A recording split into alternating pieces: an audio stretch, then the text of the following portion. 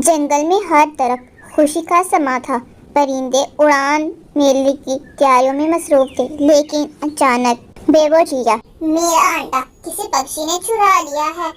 क्या चोरी? जंगल में मिट्ठू, जो एक पेड़ पर बैठा ये सब कुछ सुन रहा था, जल्दी से अपने दोस्त गुगलू कबूतर के पास जाता है। गुगलू यार, तुम्हें पता है बेबो चिड़िया का वो सुनहरी अंडा चोरी हो गया है और अब ये काम किसी प्रोफेशनल जासूस का है। तुम हो या मजाक? पिछली बार तुमने केस की जगह केक खा लिया था।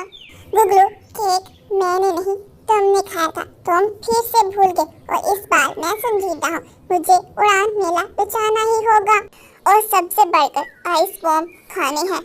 ओह हाँ, वो बर्फ वाले कीड़े। चलो शुरू करते हैं। फिर गुगलू और मिट्ठू मिलकर जंगल में तफ्तीश शुरू कर देते हैं। वो हर पक्षी के पास जाते और उनसे सवाल करते। गुगलू अंडा ढूंढने की कोशिश में एक आम उठा लाता है।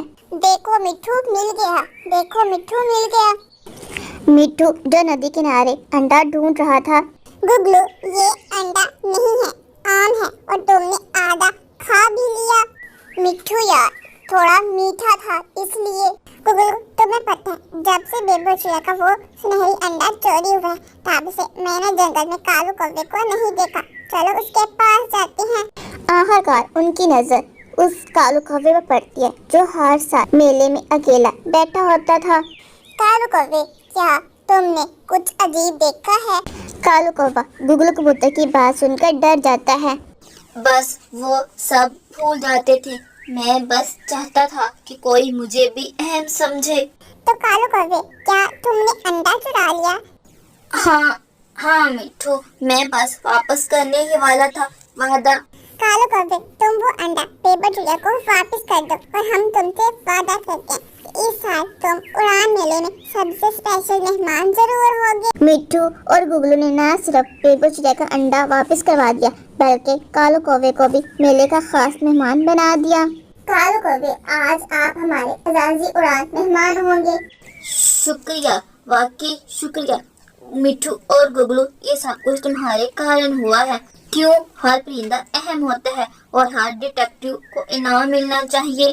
फिर सब पक्षी खुशी खुशी उड़ान मेला एंजॉय करने लगते हैं। आप लोगों को कहानी पसंद आए तो लाइक, शेयर, कमेंट और सब्सक्राइब करना मत भूलिएगा। नाना मीना एक पेड़ के नीचे बैठा कुछ सोच रहा था जब बेबो चिड़िया और मिट्ठू वहाँ आ जाते हैं।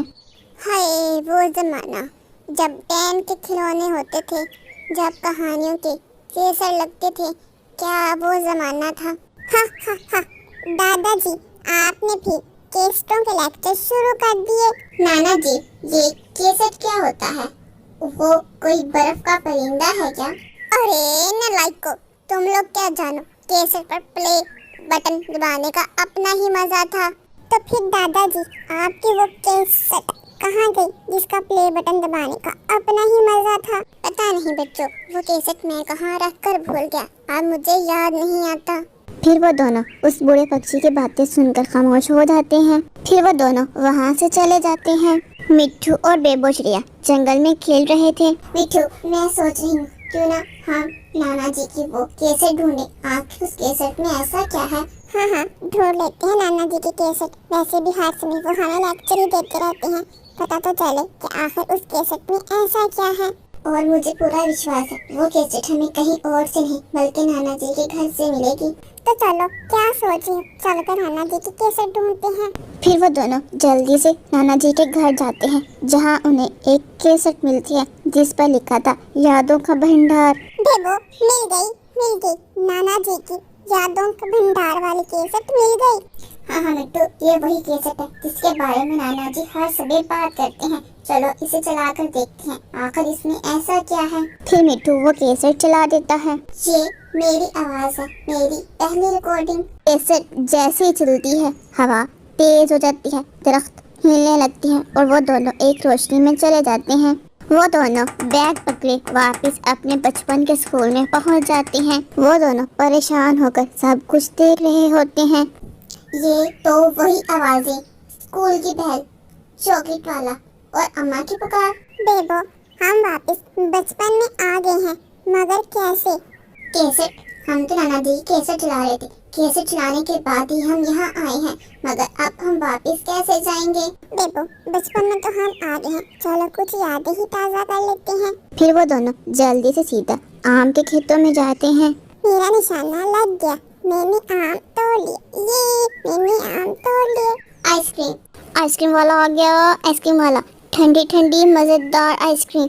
आइसक्रीम खा लो, आइसक्रीम। मिठू, तुमने आवाज सुनी? ये तो आइसक्रीम वाले की है। मुझे आइसक्रीम खाना बहुत पसंद था, लेकिन मम्मा मुझे डांटती रहती थी। चलो जल्दी से जाकर आइसक्रीम खाते हैं। फिर वो दोनों आइसक्रीम खाने के लिए जल्दी से वहाँ से जाते हैं। फिर वो दोनों आइसक्रीम वाले से अपनी मनपसंद आइसक्रीम खरीदते हैं और एक पेड़ के नीचे बैठकर खाने लगते हैं। मिठू, तुम्हें पता है जब मैं छोटी थी तो मुझे स्कूल जाना बिल्कुल भी पसंद नहीं था। मुझे सबसे बोरिंग काम स्कूल जाना लगता था। और मुझे भी, लेकिन अब मुझे वो स्कूल के दिन बहुत याद आते हैं। मेरा मन करता है कि दोबारा मैं छोटा हो जाऊं और फिर से स्कूल जाऊं। हाँ मिठू, तुम सही कह रहे हो, लेकिन अब हम बड़े हो गए हैं और बचपन के दिन लौट कर नहीं आएंगे। कितने अच्छे दिन थे वो। बेबो, लेकिन वापस हम कैसे जाएंगे? ये तो हमने सोचा ही नहीं। जादुई आवाज आती है। तुम दोनों वापस तब जाओगे जब तुम बचपन की सच्ची याद जुबान से निकालोगे। ये सुनकर वो दोनों खामोश हो जाते हैं और फिर बेबो चिड़िया बोलती है। मुझे पापा की वो आवाज याद आती है जब वो कहते थे, बेबो देर न करना, और मैं हर बार देर कर देती थी। फिर एक तेज रोशनी आती है और वो दोनों वापस अपने जंगल चले जाते हैं। बेबो और मिट्टू जल्दी से दादा मियाँ के पास जाते हैं। दादाजी, आपकी बात सच थी। केसर में सिर्फ आवाज नहीं, बचपन छुपा हुआ था। और हाँ, अब मुझे पता है केसर बर्फ का परिंदा नहीं है। और बच्चों, यादें कैद नहीं करती, आजाद करती हैं। बस दिल से सुनो, वो खुद बोलने लगती हैं। हम सब के अंदर एक छोटा परिंदा है जो अभी भी वही लट्टू घुमाता है, वही बारिश में भीगता है और वही आवाज़ें याद करता है। बस सिर्फ प्ले का बटन दबाने की देर है। आप लोगों को ये कहानी कैसी लगी कमेंट कर ज़रूर बताइएगा।